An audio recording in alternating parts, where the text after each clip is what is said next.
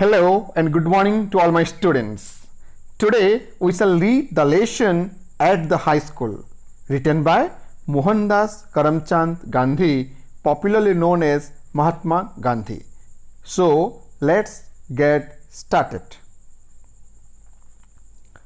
I was not regarded as a fool at the high school. I always enjoyed the affection of my teachers. Certificates of progress and character used to be sent to the parents every year. I never had a bad certificate. In fact, I even won prizes after I passed out of the second standard. In the 5th and 6th, I obtained scholarships of rupees 4 and 10 respectively, an achievement for which I have to thank good luck more than my merit. My own recollection is that I did not have any high regard for my ability. I used to be astonished whenever I won prizes and scholarships. But I very jealously guarded my character. The least little blemish drew tears from my eyes. When I merited or seemed to the teacher to merit a rebuke, it was unbearable for me. I remember having once received corporal punishment. I did not so much mind the punishment as the fact that it was considered my desert.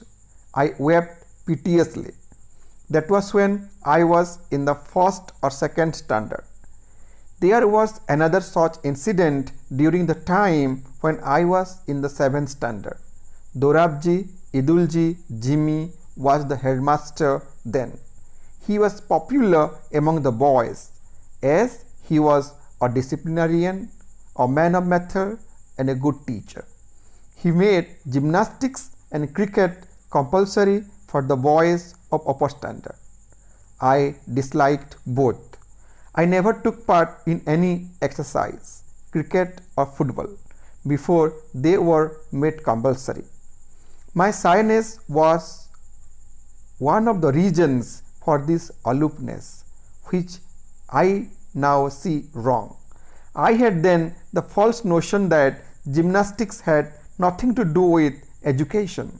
Today, I know that physical training should have much place in the curriculum as mental training.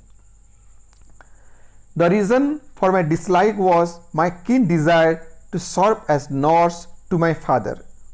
As soon as the school closed, I would hurry home and begin serving him. Compulsory exercise came directly in the way of this service. I requested Mr. Jimmy to exempt me from gymnastics so that I might be free to serve my father.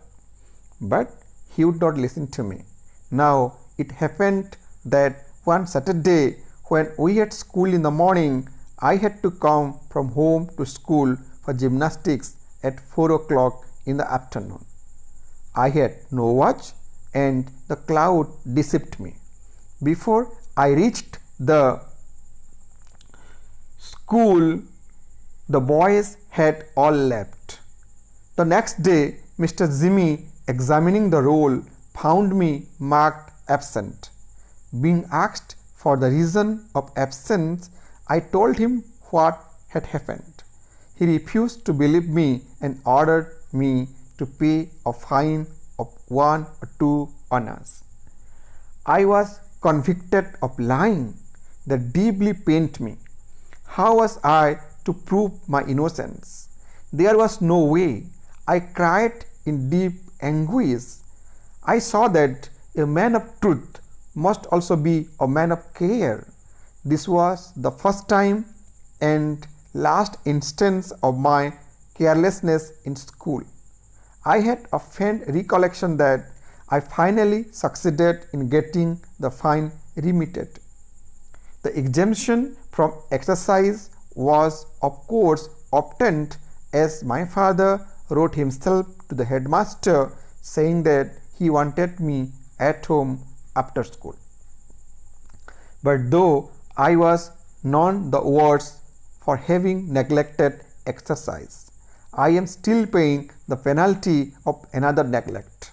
I do not know whence I got the notion that good handwriting was not necessary part of education, but I retained it until I went to England.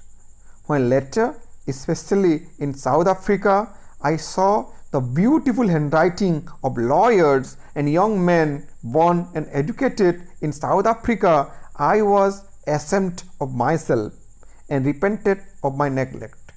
I saw that bad handwriting should be regarded as a sign of an imperfect education.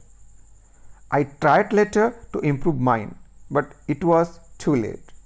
I could never repay the neglect of my youth. Let every young man and woman be warned by my example and understand that good handwriting is a necessary part of education.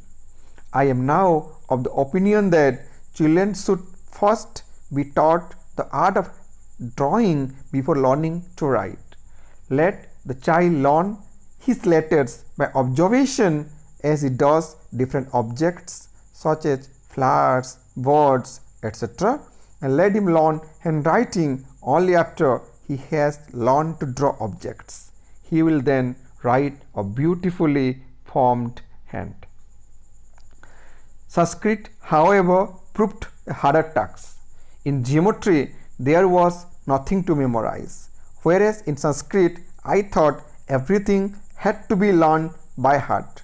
This subject was also commenced from the 4th standard.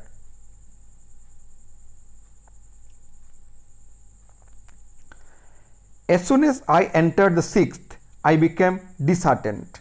The teacher was a hard taskmaster, anxious, as I thought, to force the boys. There was a sort of rivalry going on between the Sanskrit and the Persian teachers. The Persian teacher was lenient. The boys used to talk among themselves that Persian was very easy and the Persian teacher was very good and considerate to the students. The easiness tempted me and one day I sat in the Persian class. The Sanskrit teacher was grieved. He called me to his side and said, "How can you forget that you are the son of a Vaishnava father? Won't you learn the language of your own religion? If you have any difficulty, why not come to me? I want to teach you students Sanskrit to the best of my ability. As you proceed further, you will find in it things of absorbing interest. You should not lose heart. Come and sit again in a Sanskrit class." This kindness put me to shame. I could not disregard my teacher's affection.